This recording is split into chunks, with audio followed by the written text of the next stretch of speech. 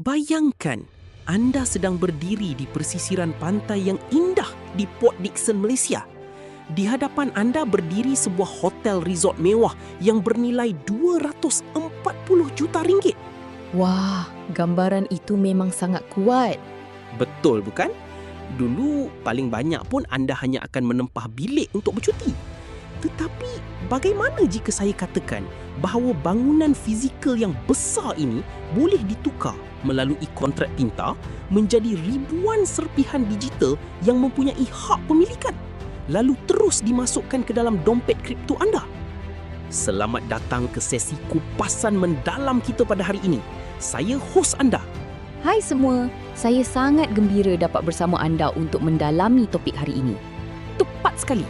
Hari ini kita akan menghuraikan logik teras tokenisasi aset dunia sebenar atau RWA. Kita akan lihat bagaimana platform RWA Desk menukarkan sebuah hotel resort keluarga sebenar kepada sejenis penstabil dalam dunia mata wang kripto yang mampu menahan kejatuhan mendadak. Menukarkan aset fizikal kepada token digital. Sejujurnya, kedengarannya seperti kita sedang membahagikan sekeping pizza digital yang sangat besar. Baik, mari kita kupas dengan lebih jelas. Ia seolah-olah membahagikan sebuah hotel mewah yang mustahil dimiliki sepenuhnya oleh orang biasa kepada banyak bahagian kecil dalam bentuk pizza digital yang sangat mampu milik. Ini jelas menurunkan ambang pelaburan. Tepat sekali. Tetapi persoalan penting bukan sekadar bagaimana ia dibahagikan. Sebaliknya, teknologi asas di sebaliknya. Mereka menggunakan teknologi blockchain untuk membina ledger automatik yang tidak boleh diubah suai. Ini membolehkan orang biasa dengan modal yang sangat rendah memiliki hak ke atas pulangan daripada hartanah berskala besar. Tambahan pula, berdasarkan maklumat yang ada, Hotel Royal Beach Hotel Port Dickson ini bukanlah projek kosong yang tiba-tiba muncul dengan janji manis semata-mata. Oh, maksudnya bukan jenis projek yang sekadar keluarkan white paper dan kemudian kumpul duit, betul? Ya, betul. Sama sekali bukan. Ia mempunyai latar belakang sokongan dan hubungan tertentu dari sudut kerajaan dan perniagaan. Yang menariknya, projek ini dengan bijak mengelakkan persaingan sengit di pasaran sekitar yang kebanyakannya menumpukan kepada villa air mewah. Oh, jadi mereka memang fokus kepada pelancongan keluarga, betul? Ya, betul. Daripada 400 suite, sebanyak 350 unit adalah bilik keluarga. Dengan anggaran yang konservatif, hanya melalui hasil bilik dan makanan serta minuman, pendapatan teras tahunan boleh mencecah 23.53 juta ringgit. Wah, lebih 20 juta ringgit setahun. Memang satu aset yang sangat kukuh dari sudut aliran tunai. Tetapi ini membawa kepada satu persoalan. Apakah kaitan langsungnya dengan pasaran kripto yang terkenal dengan turun naik mendadak? Di sinilah letaknya strategi mereka yang paling menarik. Mereka membina satu mekanisme yang saling berkaitan secara langsung. Mengikut tetapan platform, selepas hotel itu mula beroperasi, 25% daripada keuntungan akan digunakan untuk membuat pembelian semula di pasaran terbuka. Nanti pembelian semula apa? Token mereka? Ya, betul. Token PDC yang mereka keluarkan akan dibeli semula dan dibakar. Ini bermakna setiap bayaran bilik hotel yang dibayar oleh pelancong dalam dunia sebenarnya sedang mewujudkan tekanan belian untuk token maya tersebut. Dengan kata lain, aliran tunai daripada perniagaan sebenar menjadi asas sokongan bagi aset digital. Secara teori, kedengarannya memang sangat sempurna. Tetapi kita sudah melihat terlalu banyak projek kripto yang akhirnya runtuh kerana inflasi token yang tidak terkawal. Token dikeluarkan semakin banyak dan akhirnya nilainya jatuh ke sifar. Mengapa sistem ini boleh berbeza? Di sinilah mereka membina apa yang boleh dianggap sebagai penstabil sistem. Pertama sekali, pada peringkat kod, mereka menetapkan peraturan deflasi yang wajib. Mesin perlombongan yang menghasilkan token itu mempunyai jangka hayat yang dikunci ketat selama 1095 hari. Maksudnya tepat 3 tahun? Ya, betul. Selepas 3 tahun, pengeluaran token akan berhenti secara automatik melalui kod. Ini mewujudkan sifat kekurangan yang berasaskan masa dari sumbernya. Selain itu, Untuk memastikan mesin itu terus beroperasi, pengguna perlu membayar yuran penyelenggaraan sebanyak USD 360.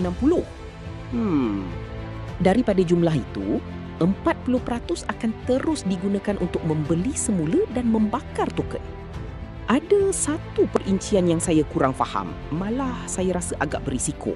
Dalam dokumen itu disebut bahawa 10% daripada yuran penyelenggaraan akan digunakan untuk menyokong semula token projek lama. Menggunakan dana daripada projek baharu untuk menampung projek lama. Bukankah itu kedengaran seperti model skim cepat kaya?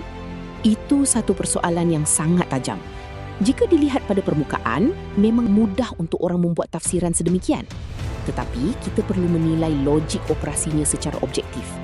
Penjelasan rasmi daripada pihak platform ialah dalam dunia Web3, satu projek selalunya hanya gemilang seketika sebelum jatuh merudum. Memang betul, kitarannya terlalu pendek. Tepat. Maka mereka cuba membina satu asas kecairan merentas projek dengan menggunakan pendekatan saling membantu antara aset lama dan baharu untuk mengurangkan kesan turun naik kitaran tersebut. Sudah tentu, sama ada ini benar-benar satu inovasi mekanisme atau sekadar menampal yang lama dengan yang baru, perkara ini tetap perlu diuji oleh pasaran dalam jangka panjang. Faham. Jadi, apakah maksud semua ini kepada orang yang ingin turut serta? Di manakah sebenarnya ambang penyertaannya? Inilah bahagian dalam dokumen itu yang paling membuat saya rasa sukar dipercayai. Bagaimana begitu? Kerana untuk mendapatkan not perlombongan yang boleh menjana hasil, anda rupanya boleh mendapatkannya dengan membeli jam tangan atau bahkan melakukan urut kaki atau membeli pakej pelancongan ke Chongqing. Ini memang kelihatan seperti satu bentuk gabungan rentas industri yang sangat luar biasa. Jika kita kaitkan perkara ini dengan latar belakang makro yang lebih besar, logik di sebaliknya sebenarnya sangat mendalam. Ini sama sekali bukan sekadar gimik pemasaran. Jadi, apa tujuan sebenarnya? Dalam bidang tokenisasi aset dunia sebenar, persoalan terbesar yang menentukan hidup mati sesebuah projek ialah bagaimana untuk membolehkan dana pengguna memasuki sistem secara sah dan patuh peraturan. Cuba fikirkan, apabila seseorang membeli urut kaki dan menerima mesin perlombongan sebagai hadiah, apakah maknanya? Nanti, saya rasa saya mula faham. Jika saya terus mengeluarkan wang untuk membeli mesin perlombongan kripto, di banyak tempat itu mungkin dikategorikan sebagai pengumpulan dana haram atau melanggar peraturan. Betul? Betul. Tetapi, jika anda sebenarnya membeli satu perkhidmatan urut kaki dan peniaga cuma memberikan mesin perlombongan itu sebagai hadiah, maka dari sudut undang-undang, anda sebenarnya hanya melakukan satu bentuk penggunaan harian biasa. Tepat sekali. Anda benar-benar menangkap intipatinya. Inilah yang dianggap sebagai pendekatan pematuhan yang sangat bijak. Dalam model ini, urus niaga berlaku secara point to point. Wang terus dibayar kepada peniaga komuniti dan langsung tidak melalui akaun berpusat milik platform. Oh, pembayaran diterima terus ke destinasi. Ya, ini dapat mengurangkan dengan ketara risiko pencucian wang yang biasanya dikaitkan dengan struktur berpusat. Selain itu, dari sudut cukai, peniaga hanya perlu membuat pengisytiharan berdasarkan jualan sebenar seperti urutan atau produk pelancongan. Ini sekaligus menyelesaikan isu legitimasi cukai bagi pengguna biasa. Sangat menarik. Jadi, ini bukan sekadar satu projek hartanah di Malaysia. Ia lebih kelihatan seperti satu eksperimen sosial yang cuba meruntuhkan tembok antara aset dunia sebenar dan aset digital. Betul. Mereka menyembunyikan logik kod yang kompleks itu di sebalik bentuk yang paling dekat dengan kehidupan harian, iaitu membeli sesuatu dan menerima hadiah. Tepat sekali. Sebelum kita tamatkan program hari ini, saya ingin tinggalkan satu persoalan yang boleh membuat kita berfikir lebih jauh. Bayangkan, satu hari nanti, apabila anda berbelanja seperti biasa di rangkaian kedai kopi yang anda kunjungi setiap hari, mata ganjaran penggunaan anda secara senyap-senyap menjadikan anda pemilik mikro digital kepada tanah atau premis kedai tersebut. Wah, itu memang satu perubahan yang sangat besar. Betul bukan? Apabila penggunaan sebenar dan pelaburan maya benar-benar bercantum, adakah sempadan antara pengguna dan pelabur masih akan wujud? Soalan itu kita tinggalkan untuk anda renungkan. Terima kasih kerana bersama kami dalam kupasan mendalam hari ini. Jumpa lagi pada episod seterusnya. Jumpa lagi.